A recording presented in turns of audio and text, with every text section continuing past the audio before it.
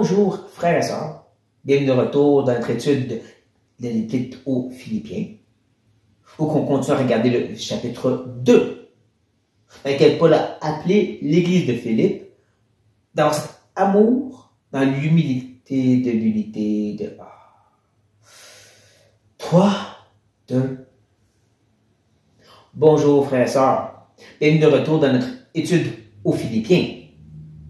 Dans notre chapitre 2 même, pour être exact, où est-ce que Paul a appelé l'Église de Philippe d'avoir cette unité dans l'humilité et l'amour à l'exemple de Christ, qui lui-même s'est humilié pour sauver ceux qu'il aime. Et qu'ensuite, il s'est enligné pour leur dire, vous devez faire, et voici pourquoi. Vous devez faire, et voici pourquoi. Vous devez travailler ensemble à votre salut, avec crainte et tremblement, parce que c'est Dieu qui fait cette œuvre, de le vouloir le faire. Vous devez être sans blâme, ni tâche, ni sans murmure, pour avoir un témoignage, tout en témoignant. Ça nous amène dans le verset 16, le début au moins. Parce que ce qui suit, et ce qu'on va regarder aujourd'hui, 16 à 18, ça va ensemble avec notre dernière section, 12 à 15, ou 12 à 16a, comme certains diront. On va voir que Paul est parti de l'église de Philippe, et l'or est fort à eux, pour parler ensuite de lui-même, dans les versets 16 à 18. Et c'est normal parce que quand on recule au verset 12, on a vu que Paul a dit qu'il soit absent, ça ne change rien, il devrait agir eux comme si Paul était présent.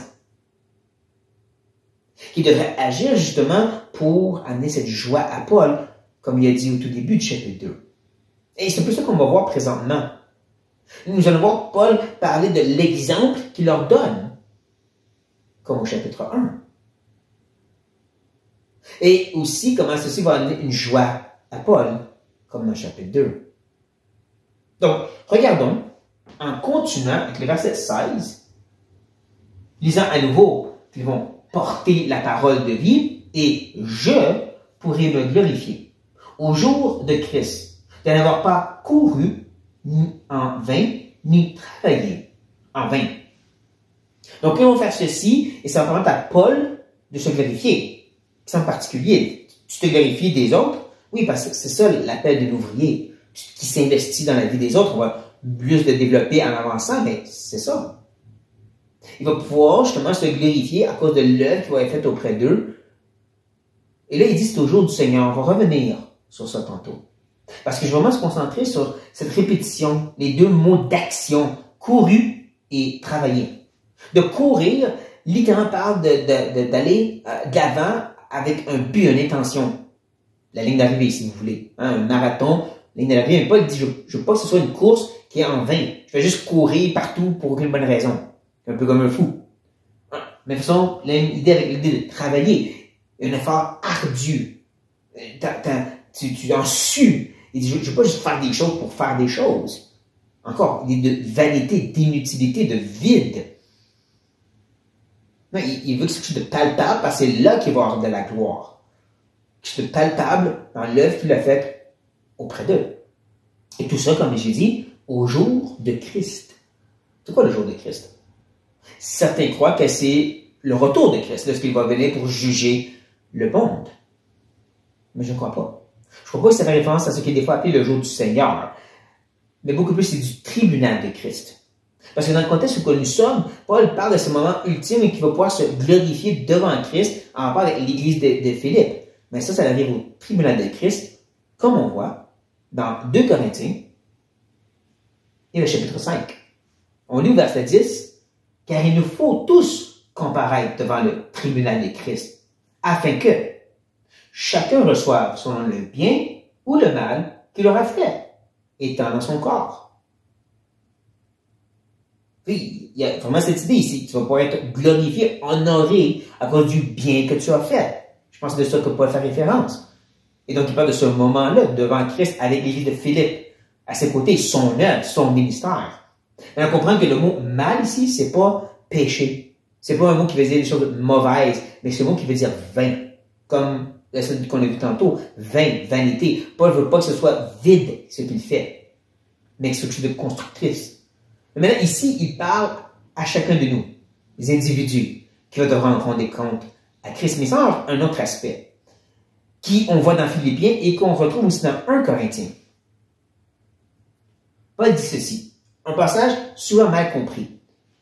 Or, si quelqu'un bâtit sur ce fondement avec de l'or, de l'argent, des pierres précieuses, du bois, du chaume, du foin et du chaume, l'œuvre de chacun sera manifestée.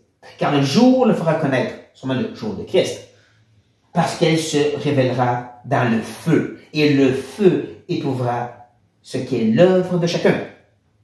Trop souvent, on prend ça de façon individuelle, puis on parle justement de prêtre sauvé par le feu. Mais c'est pas l'intention. Ici, il parle des ouvriers, et l'œuvre, c'est l'Église. Les églises qu'ils ont établies.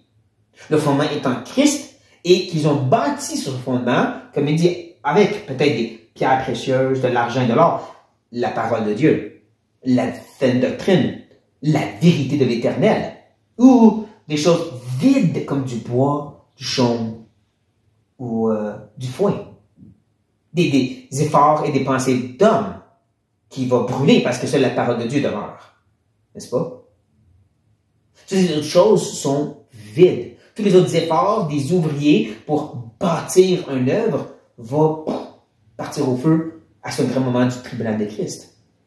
Seulement ceux qui ont bâti avec cet or qui est la parole de Dieu vont demeurer.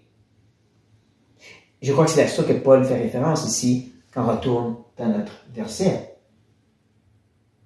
Qui va pouvoir se glorifier parce que là, il ne va pas brûler justement pour montrer que c'était vain et inutile à cause que les Philippiens sont en train de vivre cette parole qui est en train de les enseigner depuis le début de l'Épître et le temps aussi qui est passé avec eux. Il va justement continuer à les encourager dans cet enseignement, de leur rappeler son investissement, l'exemple que lui il laisse. C'est pas juste faites-le pour moi, non, parce qu'il va dire, et même si je sers de libation pour le sacrifice et pour le service de votre foi, je m'en réjouis. Et je me réjouis avec vous tous. Ne manquez pas la répétition de ces mots qui viennent un peu de l'Ancien Testament. Une libation, un sacrifice. Mais le mot service ici, ça a rapport avec le service religieux spécifiquement. Paul puise de la source du temps qui était un rabbin, qui était encore dans le monde juif. Il prend de la Torah, il parle de ce service envers Dieu selon l'Ancien Testament, ce que lui a connu, pour parler de cet effort auprès d'eux, parce que comme il dit, service de votre foi à eux. C'est pas juste je vais garocher de l'information, faites-le, c'est qu'il a investi du temps et des prières pour le bien des Philippiens. On peut même vraiment lire encore plus ce cœur de serviteur et de père dans 1 et 2 Thessaloniciens. Je vous encourage à le lire, surtout 1 Thessaloniciens, où il parle de cet investissement, de ce temps qu'il a pris avec eux, même dans les 3 semaines qu'il avait, pour vraiment s'assurer qu'il avait une bonne et solide compréhension de la vérité avant qu'il devait quitter. Parce qu'ils ont chassé les gens de Thessalonique. D'accord? Je vous invite à les lire pour vous-même. Ici, Paul est en train de parler justement comme point, c'est il va pouvoir se glorifier, non pas juste parce qu'eux ont fait leur part, mais parce que Paul a investi pour s'assurer que leur foi grandisse. C'est ça le cœur d'un ouvrier. Ne manquez pas que Paul, présentement, il n'est plus techniquement leur pasteur. Ils ont un homme, Épaphras, ou Épaphrodite, qui est investi auprès d'eux comme pasteur. Mais n'empêche, Paul était le fondateur. Paul les accueille de façon particulière. C'est ça le cœur d'un vrai pasteur. C'est pas juste mon église, je m'en occupe. Les brebis, je m'en occupe. Comme Paul ici. C'est un investissement qui dit je suis prêt à une libation, d'être vidé, d'être donné, de sacrifier pour leur foi, leur bien. Parce que c'est comme ça que moi je vais glorifier. En me donnant pour eux, pour qu'eux deviennent à l'image de Christ et que gens reçoivent les éloges. Ça ne va pas brûler, ça va demeurer. Il revient cette idée aussi de se réjouir, comme il en a parlé au début du chapitre 2. Ayez cette humilité, l'unité pour me rendre ma joie parfaite. Il revient quand cette idée, ça va être une joie pour moi de voir votre foi grandir. Parce que c'est ça. Encore. un cœur de pasteur. Et ne manquez pas qu'il dit justement qu'il va se réjouir avec vous tous. Pas juste ceux qui sont vraiment impliqués, ceux qui sont vraiment en feu pour Dieu. Non, il explique que dans 1 Corinthiens 12, même ceux qui paraissent faibles, ceux qui paraissent moins honorables, sont tout aussi importants. Vous tous. Et l'expression que nous on a en deux mots, réjouir avec, c'est un mot dans le grec. Ça montre vraiment l'essence d'unité que tu peux avoir de cette réjouissance qui va ensuite appeler les Philippiens à voir. Parce que notre dernier verset va dire justement, vous aussi, réjouissez-vous de même. Comment? Et réjouissez-vous avec moi. C'est cette joie que vous devrez avoir à cause de l'investissement que je donne pour votre bien à vous, dans lequel moi je me réjouis et vous vous réjouissez aussi. C'est un beau cercle. C'est un beau cercle qui se complète. Je m'investis pour vous devez grandir, ça va amener la joie dans ma vie et donc vous allez vous réjouir que moi je me réjouis. C'est ça la relation entre les hommes appelés à servir le peuple de Dieu et le peuple de Dieu.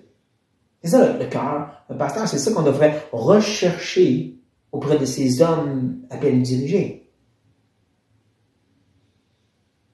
C'est ces gens qui veulent être des sacrifices, offerts comme des libations, vraiment au service de la foi des brebis. Encore, tous les brebis, ou spécifiquement les brebis aussi dans leur congrégation, mais tous les brebis, de le faire justement, non pas en vain, non pas des choses inutiles, mais des choses qui sont constructives pour qu'à la fin, il puisse être glorifié.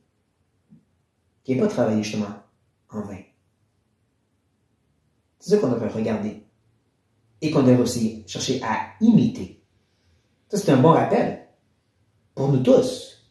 Plus tu grandis dans la foi, et plus tu commences à développer le cœur de Christ qui était berger. Et que tu veux prendre soin de ceux plus faibles et plus jeunes, de la même façon que Paul ici. Que ceci nous interpelle, frères et sœurs, à imiter. Paul qui cherche à imiter Christ. Soyez bénis. Et sur cette note, prions. Ah oui, Seigneur Jésus, merci pour l'apôtre Paul et ses écrits. Merci pour cette bonne parole, même en quelques mots, qui parle puissamment et à travers tous les siècles pour nous, maintenant.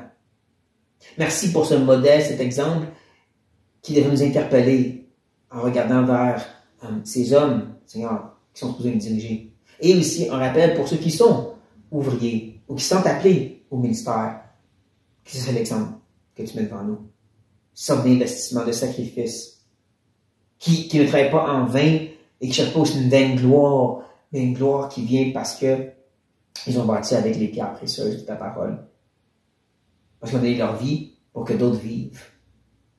Oh oui, Père, on te prie de nous ouvrir nos yeux pour le voir, de nous mettre à cœur aussi de le vivre. Au nom de Jésus-Christ. Amen.